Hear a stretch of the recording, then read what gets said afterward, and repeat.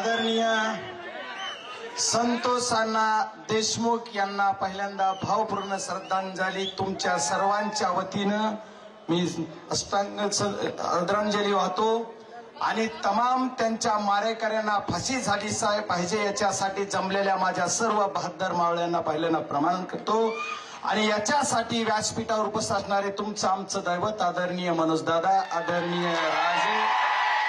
आदरणीय राजे, सर्व पक्षाचे आमदार, सर्व पक्षाचे सर्व कार्यकर्ते, सुरेश अण्णांना नाव घेतलेले सर्व सन्मान्य व्यासपीठ, आज तुमची सर्वांची इच्छा आज पूर्ण होईल.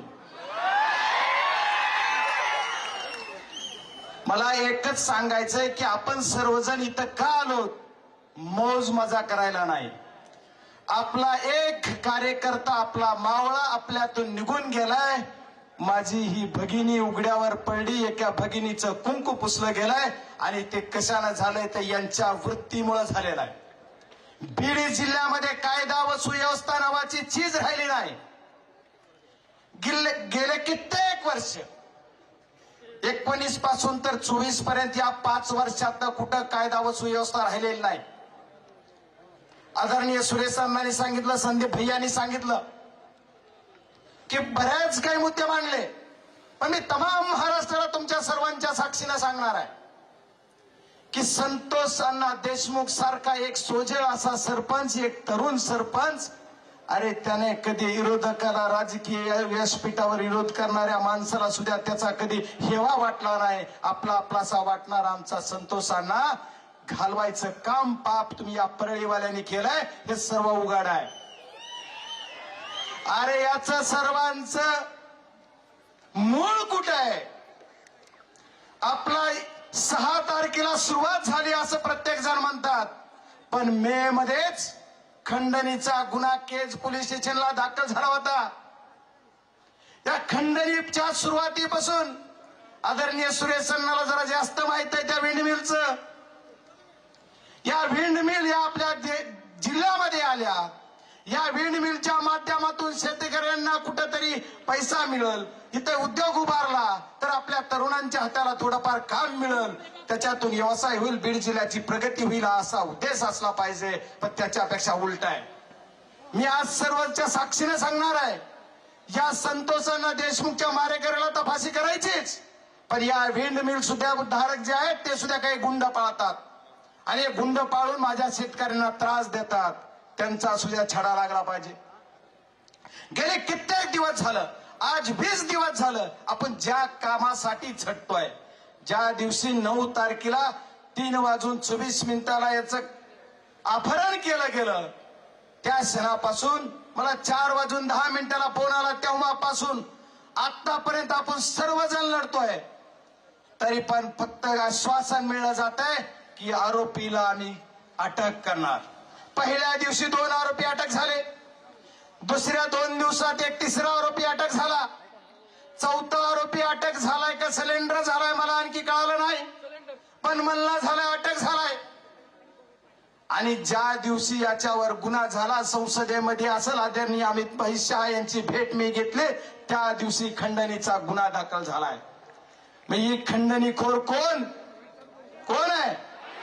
आदरणीय अण्णा, तुम्ही म्हणतात अक्का, त्याचं नाव घ्यायचंय का नाही त्या बक्काचं मला माहित नाही, पण त्याचा मास्टर माइंड कोण आहे? आणि ही आदरणीय धनंजय मुंडे साहेब, तुम्हाला या मंत्रिमंडळात राहायचा नैतिकतेचा अधिकार नाही.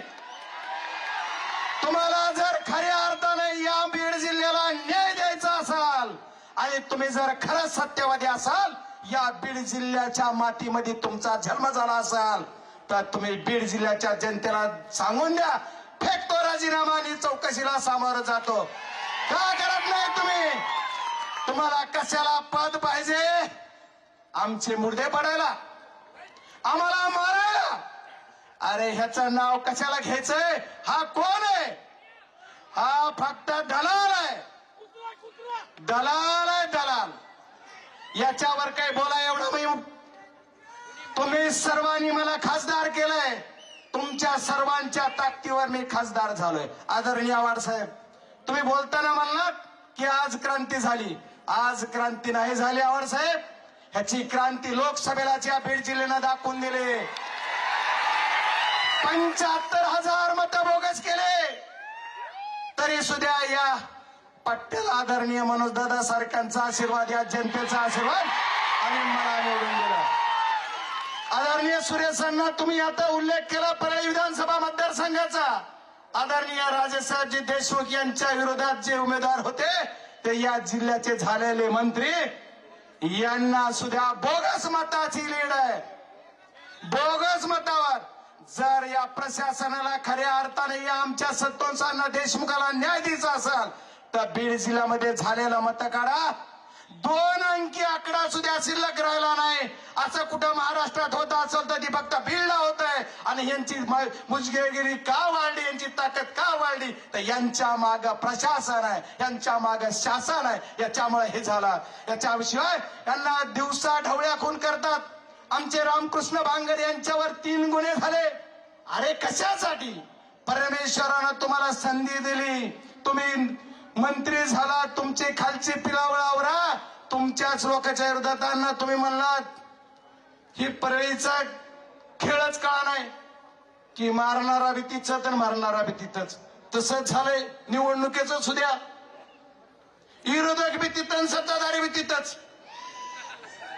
कारण त्याचं असं आहे की काही बी झालं तर ही जी आमच्या विरोधात येतात ना कुठंतरी त्यांच्या उंचीप्रमाणे ते काय म्हणतात, भाऊ काय आणि ताई काय दोघंही आमचेच.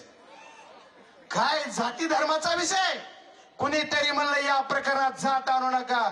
इथं एका जातीचा माणूस नाही, इथं एका पक्षाचा माणूस नाही. भारतीय जनता पार्टीचे सध्या 2 रनिंग आमदार इथं आहेत. राष्ट्रवादी काँग्रेस अजितदादा पवार साहेबांचे सुद्धा 1 आमदार इथं आहेत.